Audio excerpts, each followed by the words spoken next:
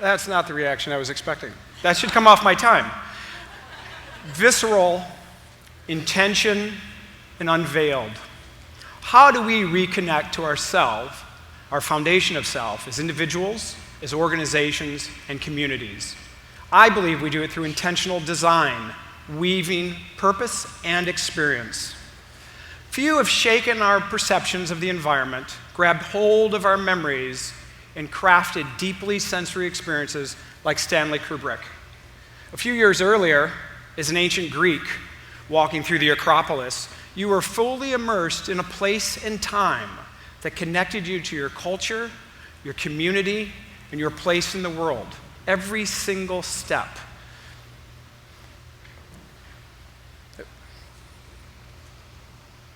Sorry, I won't go back. The medieval church continued this very same purposeful experience. Every word, every view, every building reinforcing intent, purpose, and story. Everything was intentional. Everything was designed. I believe we innately know our inherent need to connect to our design and our environment. And yet, we work here. And more profoundly, we learn here. We all know the root of this, trapped in perceptions of efficiencies and maximizations and low risk and being right. I would say we've never been more wrong. These old models and old behaviors have caused us to sleepwalk through our environments, and more importantly, have short-circuited our fundamental need for connection and discovery of self and our creativity. Around the country, globally, and here, we continue to invite people to do their very best in these old systems, with old language and old metrics and environments and designs reflective of those. Cube farms and concrete block painted in school colors. We couldn't be more incongruent in every step, particularly with the struggles and the challenges we have ahead. In fact, we know that that education model, and in some ways this education model, only impacts and connects with 20% of the learners. And yet, we continue marching down that path. Recently, in the UK, a study was just released that directly connected the impact of design in the environment to significant increases in learning rates and engagement, upwards of 25%. I believe we'll see the very same kind of results in studies with the workplace. I've had the good fortune of designing installations in theater, strategic designs, and transformational plans and communications, learning environments, and work environments over several decades. But I've come to understand that the only way they're truly successful is if they're part of a system. If they're one part of a much broader system is the only way that these can be successful. Truly systemic and deeply experiential. I believe as designers and architects, we've kind of lost some of our foundation, both in history, the Bauhaus, the Eameses. We've looked to create things systemically and create works that connect people to their sense of being and to their community. Perhaps we've lost the right way to ask questions, or we haven't discovered the right ways to ask questions.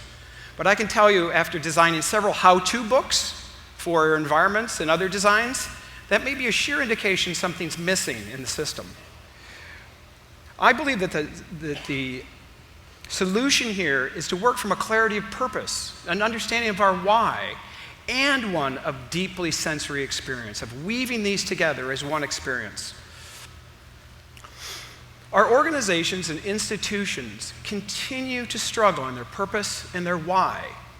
And yet, moreover, we struggle to understand the importance of crafting an experience that reinforces their story. And I think more importantly, we struggle with crafting a place for others to tell their story. Why is this important? I think it's important because our purpose and our experience are essential to fostering deep human connections and interactions. The thing that is the foundation of our curiosity, our invention, our play, our discovery, and frankly, our compassion. It's fundamental to the human condition. I think one of the ways that we do this is asking very different questions. How are we intentional about design? How are we intentional about purpose and experience? Of course, we are on the TED stage, so we ask very different questions, don't we? But first, I think it's about looking at design in a very different lens. We open the aperture and make it broad, and it's not about the object, but it's about the interactions and the behaviors. What do we do? What are the behaviors you want to craft? We're in support and provoke with your clients, your students, your stakeholders, your neighbors. I think what happens is we don't only ask, how does design in space look and feel? But more importantly, how does it act? Does it nurture? Does it connect? Does it comfort or teach or love or play? Danny's big wheel in The Shining brought us right back to our childhood of sliding that big wheel around the driveway, right? The sound off of the carpet and the wood floor and back and forth. Everything in the Overlook Hotel was intentional. That was a set. Every single bit, the lighting, the finish of the floors, that carpet, all of it intentional to immerse you into this labyrinth of that hotel and the stillness and emptiness of that hotel. And, frankly, to scare your pants off. Right? But I believe that cinema provides the clues, the profound reminders of how we craft deeply sensory experiences that reinforce intent and story, our purpose. In architecture and some design, I think we've actually lost that in a way. We don't think about that. We don't think about how every single touch reinforces our experience and reinforces our purpose. In cinema, we use sound and light and texture and frame and movement and time and memory and the narrative. Imagine your company or your kid's school with this same clarity of purpose, story, and experience. It'd be a very different place, I'm assure you. But everything is reinforcing purpose and story in great cinema. And of course, I'm not talking about Caddyshack here, or Dirty Dancing, as some of my teammates talk about. This is, but we might argue about that. But I think what happens is that there's this congruence of purpose and experience that we're able then to craft profound human connections. It's when those are woven together and they're moving in the same direction that happens. Everything is rooted in purpose and experience and grows out of it. Whether is it our products and our curriculum and our service, our structure, our organization, our metrics, our mindset and language. Our language, we still talk in the language of the old models. To our communication and storytelling, to our ideation and processes, to our environments and design. A system and a story. How many of you actually have a box of empty apple boxes? I know who you are. I do, right? But that is an expression. Every single bit of that experience is reinforcing who they are as a company. Right? We all create this in very, very different ways, right? We want to know, where are you most successful or most creative? Where are you most vulnerable? Because in the end, when you're most vulnerable is when you're most creative. We want to craft these safe places within work and school and all these places where we can be the most. What nurtures that in us? What's essential? Whether it's an artist surrounded by his inspirations, or the essential tools, or that essential person, or the learning environments, or the design of a theater, the learning environments, and work environments. Each is focused on purpose and experience. These learning environments and work environments are beginning to blur because they're fundamentally asking different questions. They're asking, what does it mean and what does it look like to be nimble and entrepreneurial? What does it mean to be truly collaborative or to nurture critical problem solving or be a community? They're also considering design in the environment as a tool, not as a vessel that you sit in or an object that you hold, but an agile, dynamic tool that unlocks our creativity. We must get to that place where it's truly systemic.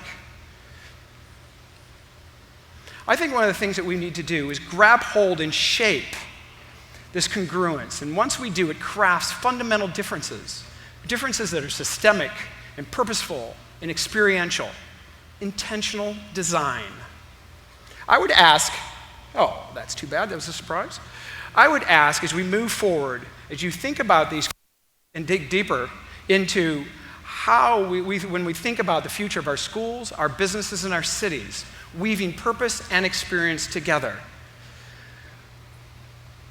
As the great storytellers of our past, it was this intersection, this superimposition of purpose and experience that allowed us to create designs, these behavioral architectures that reconnected us to our most profound needs: to create, to contribute, and to thrive. Thank you very much.